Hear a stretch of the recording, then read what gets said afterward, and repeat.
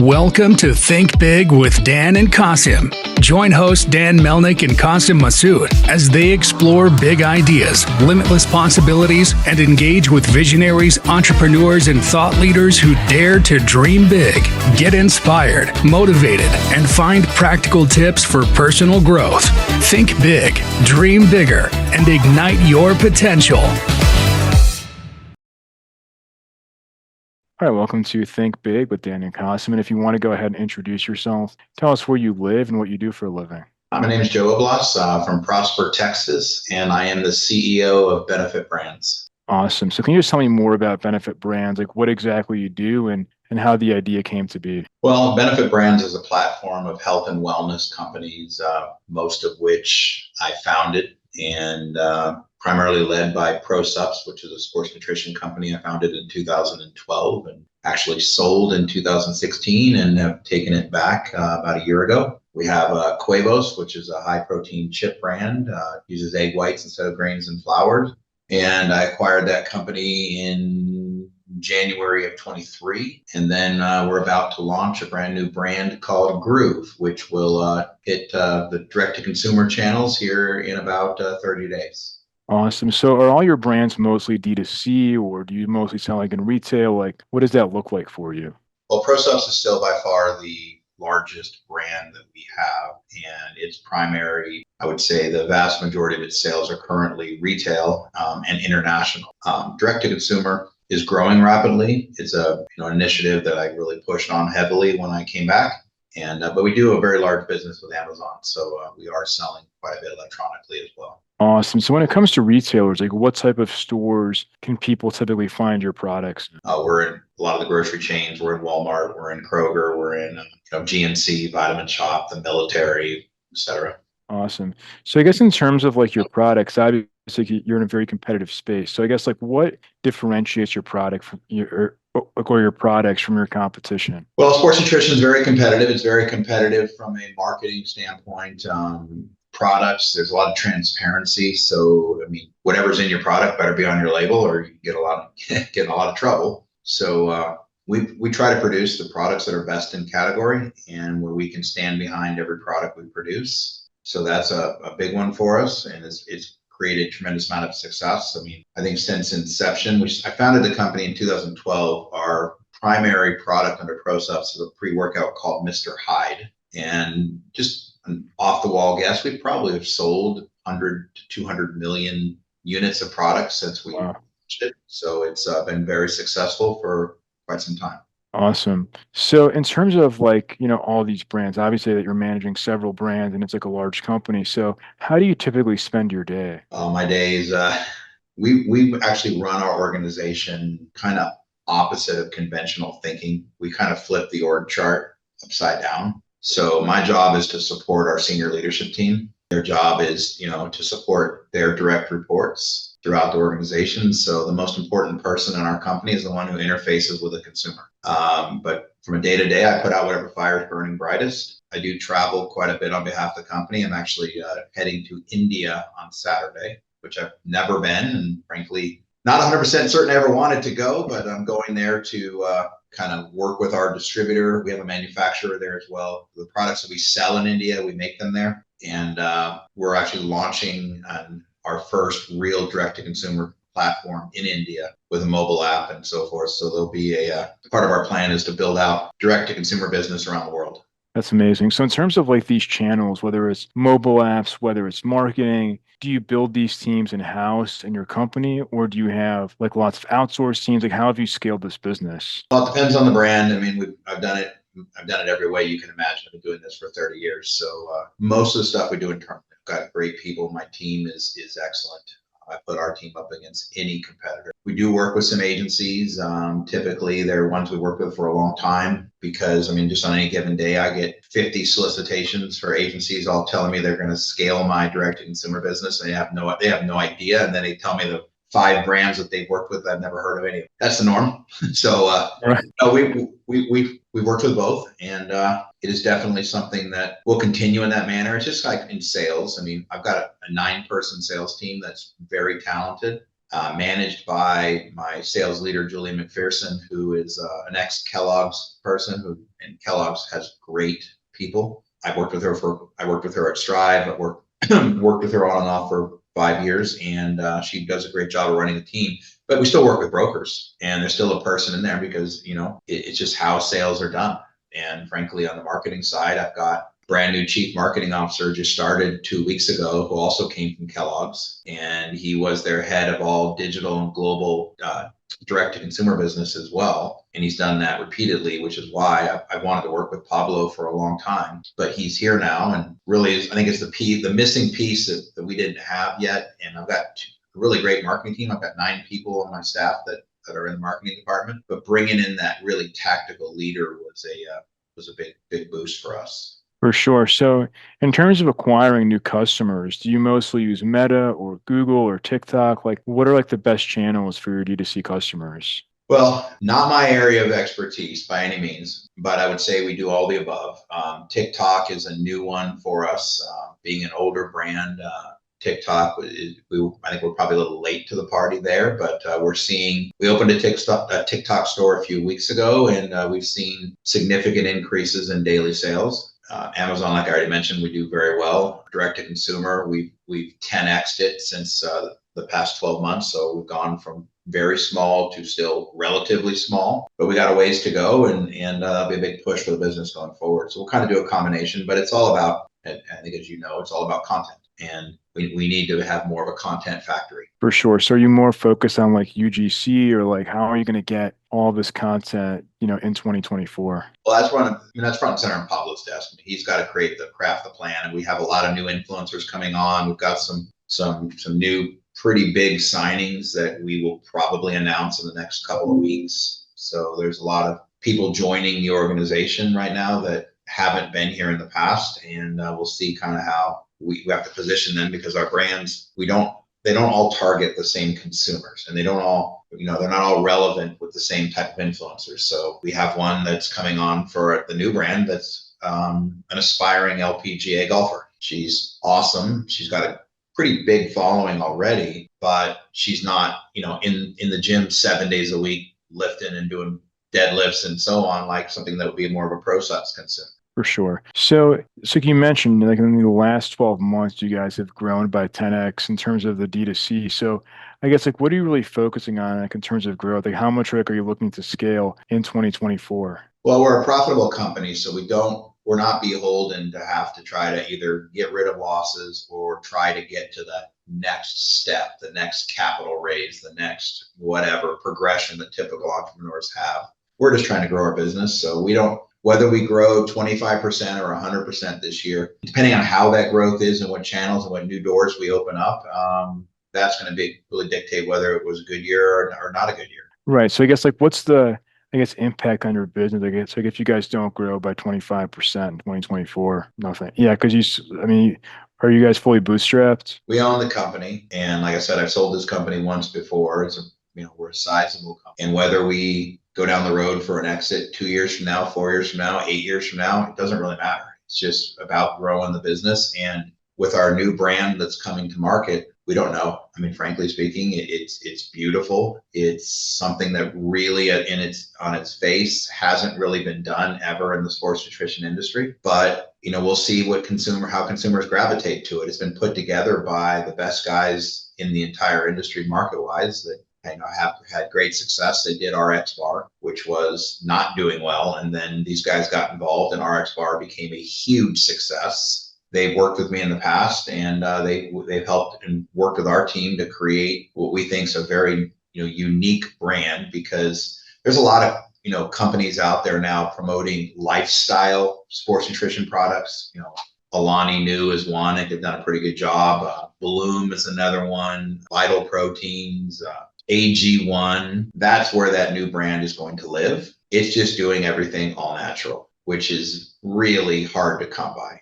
Alani Nu is not all natural. AG1 is, but I think that our greens products for the new brand they'll stack up against anybody. So we're very proud of the products. They're very kind of funky and unique compared, from different flavors. We're not trying to go chase down candy companies, which I think is the most ridiculous thing out there, to say we're health products, but we're Sour Patch Kids, or we're, all the popsicle, or all the things that they're trying. I mean, every collaboration is trying to be done, and I just don't quite see the logic in it. That's not what our new brand will stand for. Our new brand is about, fitting in that gap that you have diet, what people consume for food, which is by far the most important, and then physical activity. And it doesn't have to be going to the gym. It could be pushing a stroller, it could be climbing a mountain, going skiing, playing golf, you name it. How do you bring all those people into an industry? Why would they want to buy a pre-workout, which on its face says you need to take this before you work out? Well, is pushing a stroller a workout? I don't think all consumers resonate with that. So how do we bring those people in the marketplace? And I think it's be trustworthy, sophisticated, clean, and then adding the all natural component, but then also not treating the consumer like they're, dumb. Because a lot of brands that want to go in this space produce products that are, quote, a pre-workout, but they're much weaker than their sports nutrition peers. So they're not going to deliver the results that the consumer wants. And the consumer doesn't really necessarily know any better because they're not really, educated in the space. So our plan is really to produce the fully loaded products from functional ingredients, make them taste good, make them approachable, and bring them out to the greater masses to say, look, a lot of sports nutrition brands fall into the pit of, hey, if you want to be shredded and want to bench press 500 pounds and all this crazy stuff, take our product. But if you don't, you're never going to do that. And that marketing, that message, you see that so repeatedly, it's just crazy. Whereas it's 80% diet. I don't give a damn what you take. You're never going to look like the guy that's shredded without taking, steroids or whatever. I mean, let's call it what it is. But for people to be healthy, consume a healthy diet, be active, move. That's what our new brand is all about. It's about getting people to move. And then saying, look, supplements are good. They're not the be all end all. They can make your workout or your activity a little bit better. If you don't like vegetables, you can consume a greens that taste great. Okay. I'm not going to go eat the vegetables. I'll eat them if I'm forced to, but I'm not going to go out of my way to eat vegetables. But if you give me a great tasting greens product like the one we've developed, then I'll drink that. And I'm our customer. I'm not our only customer.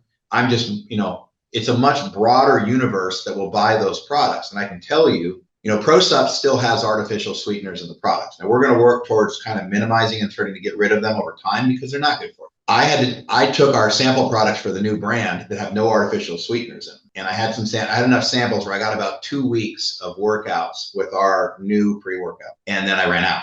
Well, I had to go back to my artificially sweetened product. I literally almost couldn't drink it. It was too sweet. It was crazy sweet. And it was like, man, I cannot wait till we actually get the products, have live products on hand, which will be late March. Then I'll be able to never go back to taking artificial stuff again. Yeah, I'm excited to try your product as well. So I guess like obviously, like you mentioned, right, that your goal is to be D2C in all these different countries, right? So how does that actually work? 'Cause I think, it can be challenging because you have different languages, different buying culture. So how are you guys going to actually scale this in a good way? Well, we've been selling internationally for over 10 years, and we're currently in 85 countries. So we have a lot of experience, and it's just not as much the language or the culture. It is more of what regulatory body is overseeing that country. In some countries, certain ingredients are allowed. In some countries, certain ingredients are not. And it's not just about stimulants. Take creatine. It's the most scientifically studied sports nutrition ingredient ever. And frankly speaking, the research is overwhelmingly positive that creatine is a benefit. Well, shipping into Brazil is a no-go. It's illegal. It's a drug. So if you understand that going in and you've got history and experience, it is what creates to us a competitive advantage to create this. Is that you take a company like Allbirds, the clothing. You can go on their website and in the corner, you can flip your flag to whatever country you're in. You can be in Saudi Arabia and buy clothes off their website that will show up at your place. Well, let's just say Allbirds is a sports nutrition company. No, you can't do that. You cannot ship to every country. One singular type of product or one formula does not fit for all countries. Certain countries have registration of products. You have to go in and register the products before you're allowed to sell them in that country. And you can't ship cross borders and a lot of stuff. So the only way to really do it is to build it in hubs that can ship in the greatest areas possible. So like we're working in the EU. Well, we're going to set up one hub in the EU that allows us to basically service all of Europe. with direct to consumer. We will also manufacture our products in Europe to not have to ship them into the EU and then have to pay a very significant tariff on the inbound. By producing them there, we then can compete straight up with the European brands, where for a long time, if you weren't a US brand, you weren't going to be sold anywhere. But now a lot of the European brands and so on have really caught up, and they're now accepted in their own countries, where it used to be, if it had a US flag on it, it was much better. Now, it's not as much the same. So you're having to compete, and the best way to compete is a level economic playing field first, and then let the attributes of your product and then your marketing strategies and so on to promote within. But to our understanding so far, all the research that we've been able to do while we've been building out this plan to do direct to consumer globally, we've seen one large brand be able to get to 4 countries. That's it. So it's a wide open field. And I want to be able to have basically people anywhere in the world to be able to use their handheld or use their computer to buy our product, have it showed up on their doorstep the next day, and have us actually been the ones who did the sale. And Right. historically, the way it's always been is brand in US sells to distributor in pick a country, and then it's the distributor's problem. And when that distributor runs out of product, they come back and buy more product. Well, how is that really creating your brand? It's very Right. transactional business versus brand building. Correct. But by owning the direct to consumer, we are then invested in that market. So we're going to be looking for influencers and areas to promote our products that are relevant to those countries. I'm going to India, like I said, Saturday. If I have a UFC fighter, Kamaru Usman, as one of our athletes. Right. He's relevant here. He's not relevant there. If I had a great Indian cricket player as one of our athletes, very relevant in India, not relevant here. So it's how do you build out a brand specific to these areas? So we're really starting in India. Then I think we're going to get to Europe next. And then we're going to focus on the Middle East before going to Latin America and then back through Asia is our kind of plan. We already have a budding system as well in Australia and New Zealand. So we need to, it's all about proving up the concept. Since no one's done it, we don't have anybody to copy. Right. So it's kind of this like slow rollout, like as you mentioned, right? It's not like all 85 countries at once. It's more of like India. You still that makes more sense to me. Yeah, it'll be pretty fast because entrepreneurs are typically very decisive. Right. But it won't be, breakneck speed because it's just not possible. And we're going to make mistakes. I mean, we're going to have to, get India up and going. And we already have proceptsindia.com is up and going. You can go on proceptsindia.com right now. And if you lived in Delhi, you could go on and buy one of our pre-workouts. It's priced in rupees and away you go. We just turned on Amazon India the other day as well. So it's starting to come together, but I'm going there along with Pablo. He's going to go with me to really kind of tie it all together and then create really our plan to grow India. It's 1.3 billion people in a very fast growing country that they like sports nutrition. Yeah, it's exciting. So in terms of like as you mentioned, right, that you're scaling up in these different countries. So in order to really do that like efficiently, right? Like you mentioned, obviously manufacturing there, but do you have like salespeople on the ground, or like what does that look like in terms of like getting in front of your potential customer in a place like India? Well, most of our distribution internationally is still that transactional method. We've got distributors in these countries where we sell in 85 countries. We probably are serviced by 40 distributors, and some of them are multi-country. So we have that already. I have 3 international salespeople, two of which live in Florida. One lives in Dubai. So I do have boots on the ground, but they don't really go out and travel and beat the street like the old days. Right. So what would you say is like the one biggest piece of advice that you wish you knew before you started this company? Well, before I started the company, it was a little different because we had a different plan. And at the time we started in 2012, direct to consumer wasn't really a big thing then yet. And we were not on that leading edge. So it was all about building the culture, building for growth, which we did, having great products. Our primary customers at that time were GNC, Vitamin Shop, the military, bodybuilding.com, and then your international customers. We went to Walmart in 2017 after we sold the company, and we were very successful in Walmart from the very get-go. But all the products in Walmart at the time were pretty neutered down. They were like, facsimiles of the real thing. And I'll tell you that if you fast forward to now, Walmart's got a full array of pretty much all the major brands fully loaded products. I mean, Walmart is a serious threat to the existence of that specialty retail channel. Because when you're going and doing your grocery shopping, you don't have to go walk into a GNC. They have basically the same products in their assortment and at typically a less expensive price. Right. That makes sense. So if we're going to have this conversation again in 1 year from now, where do you see things going for the business? Well, we definitely want to get back on the growth curve because I came back to the company a year ago when I took it back from private equity. And we've launched a ton of initiatives. We launched a protein bar that's doing really well called My Bar. It's a 30-gram protein instead of the 1,000 companies that all have 20 grams or less. There's 3 companies that I know of that have 30-gram bars, us, Robert Irvine Fit Crunch, and Metrics. So I like to go compete in areas where I know I can compete favorably. I don't want to be lost in a group of 900 other bars. So I want to see us get back on the significant growth curve, which we were before, and now all indications are we're going to see that. We've had a lot of our sales reset meetings over the past few weeks with a lot of the big retailers, and so far the results coming out of those meetings is we're being expanded in almost every major retailer we're in. We're getting more SKUs or more doors. So I'd like to see all that stuff take hold, and hopefully a year from now we're 25-30% larger than we are today. Awesome. That's exciting, and we're rooting for you guys. So, if somebody watching this wanted to reach out, do you mind sharing your website or social media? I guess best ways to get in contact. Well, there's many ways. We have a lot of websites. Probably our most impactful website right this very second is prosupps.com, prosupps.com. We have social media handles. You just type in prosupps in Instagram or TikTok or wherever, Facebook, it'll all pull up. Quavos has quavos.com, quevos.com, and Quavos is really cool. And the new brand is going to be called Groove. Its website is still behind the scenes and will not be coming forward for another about a month. ProSupps now has a mobile app as well. You can find it in the Apple or Android app stores. So that's free to download, and people get discounts and get to check out all the cool new stuff that we're launching. So lots of ways to find it, but if somebody ever wants to reach out to me, I can be reached at joe@prosupps.com or joe@benefitbrands.com.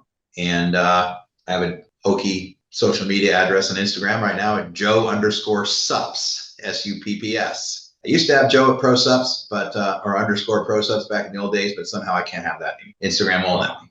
But anyway, I'm not a huge social media guy. I try to do most of the businesses talk for themselves. I'm not a huge self-promoter. Makes sense. Awesome. Well, Joe, thank you so much for your time today. Absolutely, anytime. Of course. Thanks. All right. Bye.